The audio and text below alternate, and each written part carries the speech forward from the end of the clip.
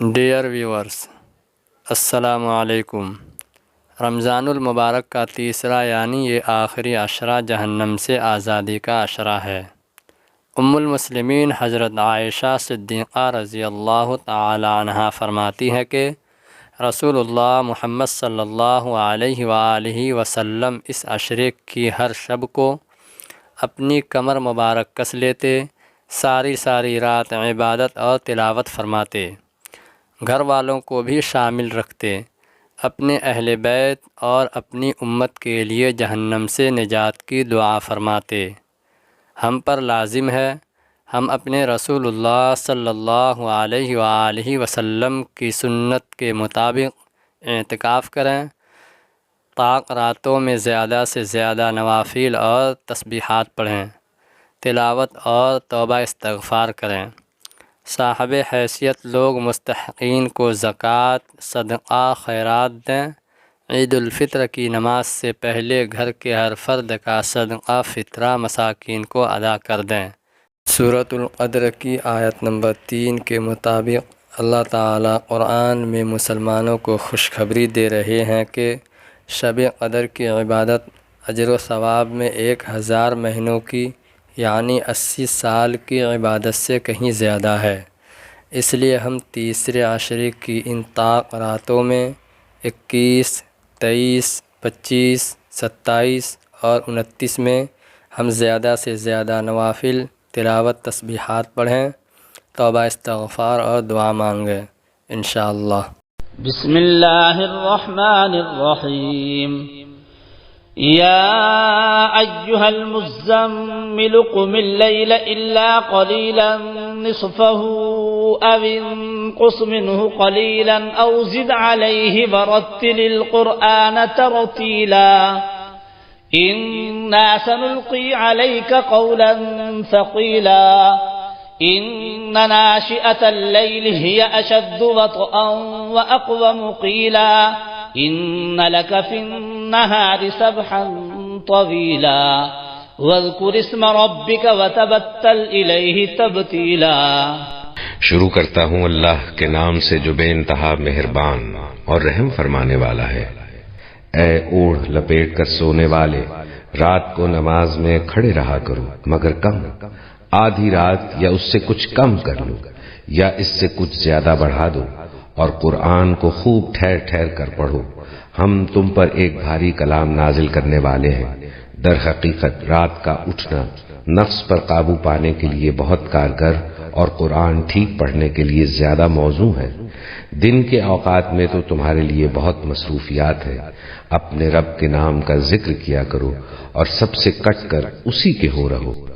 رب المشرق والمغرب لا الہ الا هو فاتخذه وکیلا واصبر على ما يقولون واهجرهم هجرا جميلا وذرني والمكذبين أولي النعمة ومهلهم قليلا إن لدينا أنكالا وجحيما وطعاما ذا غصة وعذابا أليما يوم ترجف الأرض والجبال وكانت الجبال كثيبا مهيلا۔ وہ مشرق و مغرب کا مالک ہے، اس کے سوا کوئی خدا نہیں ہے، لہذا اسی کو اپنا وکیل بنا لو، اور جو باتیں لوگ بنا رہے ہیں ان پر صبر کرو اور شرافت کے ساتھ ان سے الگ ہو جاؤ۔ ان جھٹلانے والے خوشحال لوگوں سے نمٹنے کا کام تم مجھ پر چھوڑ دو اور انہیں ذرا کچھ دیر اسی حالت پر رہنے دو۔ ہمارے پاس بھاری بیڑیاں ہیں اور بھڑکتی ہوئی آگ اور حلق میں پھنسنے والا کھانا اور دردناک عذاب۔ یہ اس دن ہوگا جب زمین اور پہاڑ لرز اٹھیں گے اور پہاڑوں کا حال ایسا ہو جائے گا جیسے ریت کے ڈھیر ہیں جو بکھرے جا رہے ہیں۔ انا ارسلنا الیکم رسولا شاہدا علیکم کما ارسلنا الی فرعون رسولا فعصى فرعون الرسول فأخذناه أخذا وبيلا فكيف تتقون إن كفرتم يوما يجعل البلدان شيبا السماء منفطر به كان بعده مفعولا إن هذه تذكرة فمن شاء اتخذ إلى ربه سبيلا. تم لوگوں کے پاس ہم نے اسی طرح ایک رسول تم پر گواہ بنا کر بھیجا ہے جس طرح ہم نے فرعون کی طرف ایک رسول بھیجا تھا. فرعون نے اس رسول کی بات نہ مانی تو ہم نے اس کو بڑی سختی کے ساتھ پکڑ لیا. اگر تم ماننے سے انکار کرو گے تو اس دن کیسے بچ جاؤ گے جو بچوں کو بوڑھا کر دے گا اور جس کی سختی سے آسمان پھٹا جا رہا ہوگا. اللہ کا وعدہ تو پورا ہو کر ہی رہنا ہے. یہ ایک نصیحت ہے. اب جس کا جی چاہے اپنے رب کی طرف جانے کا راستہ اختیار کر لے.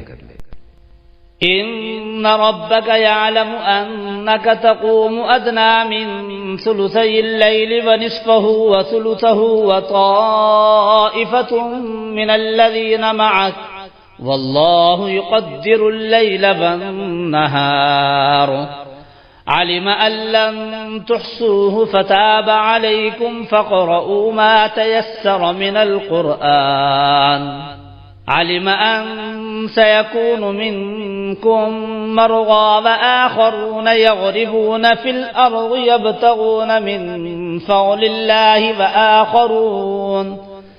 وآخرون يقاتلون في سبيل الله فاقرؤوا ما تيسر منه وأقيموا الصلاة وآتوا الزكاة وأقرضوا الله قرضا حسنا وما تقدموا لأنفسكم من خير تجدوه عند الله هو خيرا وأعظم أجرا واستغفروا الله إن الله غفور رحيم.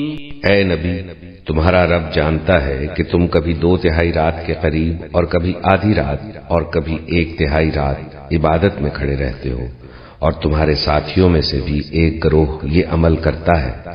اللہ ہی رات اور دن کے اوقات کا حساب رکھتا ہے. اسے معلوم ہے کہ تم لوگ اوقات کا ٹھیک شمار نہیں کر سکتے، لہذا اس نے تم پر مہربانی فرمائی. اب جتنا قرآن آسانی سے پڑھ سکتے ہو پڑھ لیا کرو. اسے معلوم ہے کہ تم میں کچھ مریض ہوں گے، کچھ دوسرے لوگ اللہ کے فضل کی تلاش میں سفر کرتے ہیں اور کچھ اور لوگ اللہ کی راہ میں جنگ کرتے ہیں. بس جتنا قرآن بآسانی پڑھا جا سکے پڑھ لیا کرو. نماز قائم کرو، زکوٰۃ دو اور اللہ کو اچھا قرض دیتے رہو. جو کچھ بھلائی تم اپنے لیے آگے بھیجو گے اسے اللہ کے ہاں موجود پاؤ گے. وہی زیادہ بہتر ہے اور اس کا اجر بہت بڑا ہے.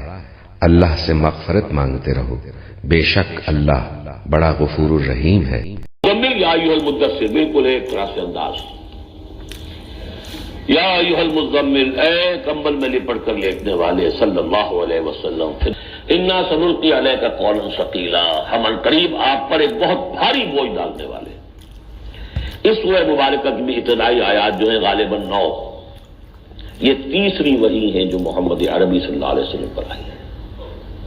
اور جو چوتھی وحی آئے گی وہ سورہ مدثر میں ہے، جس میں حکم ہے تبلیغ کا. وہ بھاری وزن آنے والا ہے آپ کے کاندھے پر، اب آپ کو تیاری کر لینی چاہیے. ان ناشیۃ اللیل ہی اشد وطئا واقوم قیلا، یقیناً رات کا یہ جاگنا یہی تو ہے کہ جو خوب مضبوط ہے، مؤثر ہے نفس کو کچلنے میں. تو اقوام قیلا، اور جو قول ہوتا ہے وہ بھی سیدھا ہوتا ہے، سکون ہے، اطمینان ہے. اس وقت آپ کے اور رب کے درمیان کوئی حجاب نہیں. Dear valued viewers, Assalamu alaikum.